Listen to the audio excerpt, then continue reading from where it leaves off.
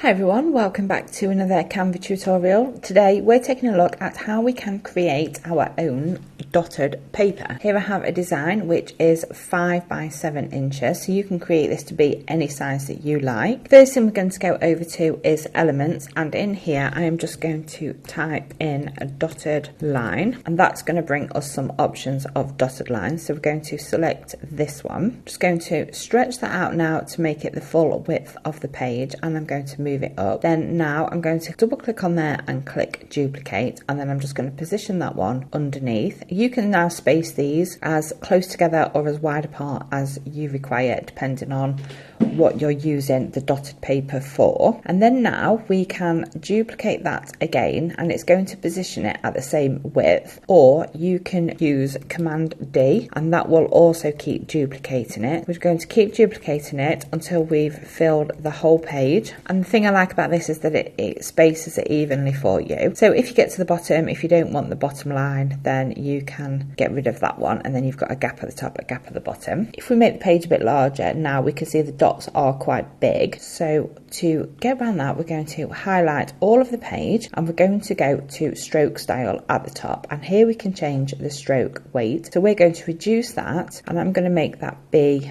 1. So if we enlarge it now, we can see now we've just got really small dots, and I think they are a lot better. But again, depending on the purpose you're using the dotted paper for, you may want to use a thicker stroke weight for your dots. The other thing we can do now is we can select all of the page again, and we can change the colour. So you can now change your dots to be whatever colour you want them to be. So we can, there we go, we can make them orange. You can make your pages of dotted lines in any colour that you want. The other thing I like about this is you can kind of mix and match. So you can have half a page of dotted lines, and then you could have the rest of the page as solid lines. It is totally up to you, but this is a really great versatile way of making your own dotted paper in the size and colour that you want them to be. Hope you enjoyed this tutorial. Thank you very much for watching. See you all again soon.